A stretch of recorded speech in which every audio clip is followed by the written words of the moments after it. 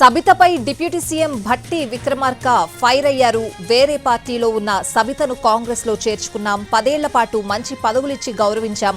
కాంగ్రెస్ లో పదవులు అనుభవించి బీఆర్ఎస్ లోకి వెళ్లారు అని విమర్శించారు భట్టి. ఇంటికెళ్లి బతిమాలినా మీ స్వార్థం కోసం వెళ్లిపోయారు. ఇంకా ఏ మొహం పెట్టుకుని సీఎంపై మాట్లాడుతున్నారు అని అన్నారు భట్టి. దానికి సంబంధించిన బ్రేకింగ్ అప్డేట్ చూస్తున్నాం. సభని 2 hours మీరు ఏం చెప్తారు వినుకుంటా ఈ రకంగా నిన్నటి నుంచి చూస్తాను. కావాలని లేకుండా కూర్చున్నారు. బుల్డోజ్ చేసి మీ ఇష్టం వచ్చినట్టు డిక్టేట్ చేస్తా అంటే అది కరెక్ట్ కాదు అధ్యక్ష. I'm appealing them please. నేను అప్పీల్ చేస్తాను. దయచేసి కూర్చోండి. నేను మాట్లాడిన తర్వాత కావాలంటే మళ్ళీ సబితా రెడ్డి గారికో వారికో మైక్ ఇద్దరు గారు దయచేసి కూర్చోవాలండి అధ్యక్ష. Please I'm appealing them please. దయచేసి కూర్చోండి. ఇక్కడ ఏం అన్యాయం లేదు. దయచేసి కూర్చోండి అధ్యక్ష. ఇస్తా అంటున్నా అధ్యక్ష ప్లీజ్. నేను ఇస్తా. సబితా ఇంద్రారెడ్డి గారికి ఇస్తా. నేను మైక్ ఇస్తా. కూర్చోండి. నేను మైక్ ఇస్తా. కూర్చోండి అధ్యక్ష. కూర్చోండి అధ్యక్ష. ఇది కరెక్ట్ సాంప్రదాయం కాదు అధ్యక్ష. ఏదో రకంగా తొండిగా సభని మా ఇష్టం వచ్చినట్టు మేము అల్లరి చేస్తామంటే ఇది కరెక్ట్ కాదు అధ్యక్ష. దయచేసి నేను విజ్ఞప్తి చేస్తా ఉన్నాను. పదే విజ్ఞప్తి చేస్తున్నాను. దయచేసి కూర్చోండి అధ్యక్ష. దయచేసి ప్లీజ్ వారిని ఒక్క నిమిషం అధ్యక్ష దయచేసి కూర్చోండి. నేను మాట్లాడిన తర్వాత మళ్ళీ వారికి మైక్ ఇద్దరు కానీ సార్ దయచేసి మీరు కూర్చోండి. నేను మాట్లాడిన తర్వాత సార్ ప్లీజ్ 2 నిమిషం 1 నిమిషం కూర్చోండి. దయచేసి కూర్చోండి దయచేసి కూర్చోండి అధ్యక్ష. ప్లీజ్ కూర్చోండి అధ్యక్ష. నేను సబితా ఇంద్రారెడ్డి గారు మాట్లాడింది చూశాను అధ్యక్ష.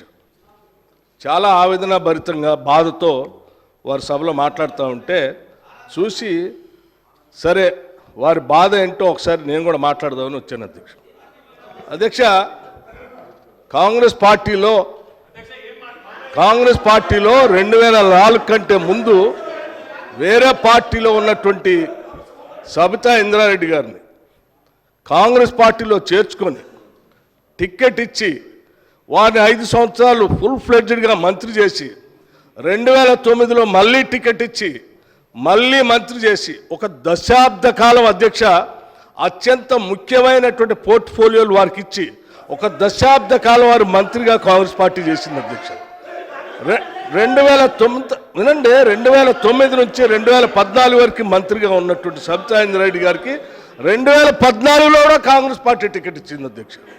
సరే దురదృష్టమో అదృష్టమో 2014లో కాంగ్రెస్ పార్టీ అధికారంలో రాలేదు. టీఆర్ఎస్ పార్టీ అధికారంలోకి వచ్చింది అధ్యక్ష. కాంగ్రెస్ పార్టీ బాగా ఆలోచన చేసి ఈ రాష్ట్రంలో తెలంగాణలో కాంగ్రెస్ పార్టీ లెజిస్లేచర్ పార్టీ నాయకుడిగా ఒక సిఎల్పి లీడర్గా ఒక ఎల్ఓపిగా ఈ సభకి ప్రతిపక్ష నాయకుడిగా కాంగ్రెస్ పార్టీ పెద్ద హృదయంతో నన్ను ఆ రోజు ఎల్ఓపిగా నిర్ణయించింది అధ్యక్ష.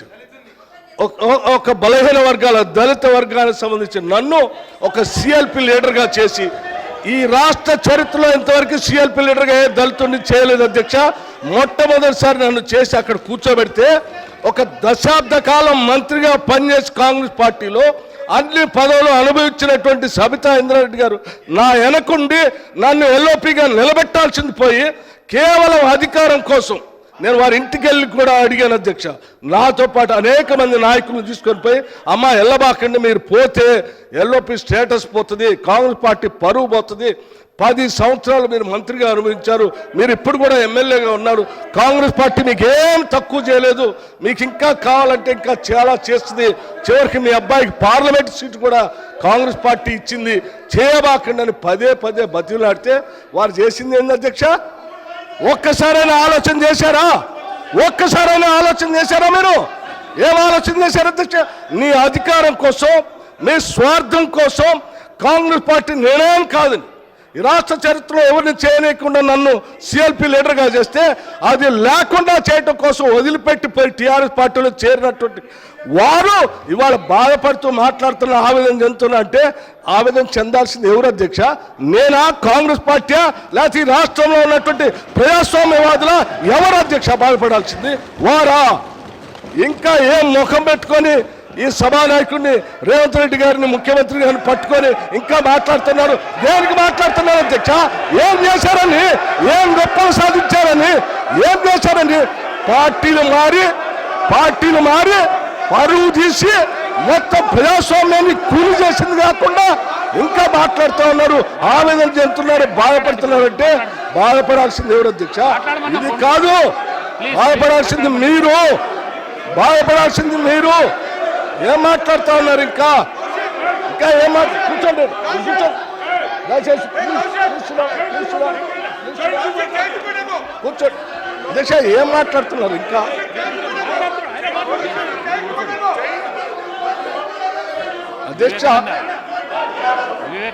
అధ్యక్ష ప్రోగ్రెసివ్ వాదులు సామాజిక పరివర్తన కోసమే పుట్టాం, సామాజిక పరివర్తన కోసమే పెరుగుతున్నాం అని చెప్పినటువంటి నాయకులు ఇంకా ప్రజల మధ్యలోకి వెళ్ళి ఇంకా మాట్లాడుతూ నేను ఇంకా బాధపడుతున్నా ఉంటారు. ఎట్లా బాధపడుతున్నారు మీరు? ఎందుకు బాధపడుతున్నారు? కూర్చోండి. ఏంటి పద్ధతి? ఇది కరెక్ట్ కాదు కదా. కూర్చోండి. బాధపడుతూ ఉన్నారు. ఇది ఏంటిది అధ్యక్ష? ఈ పద్ధతి ఏం బాగలేదు. వాళ్ళు ఈ సమాజాన్ని, ప్రజాస్వామ్యానికి, ఈ సభకి పార్టీలు మారి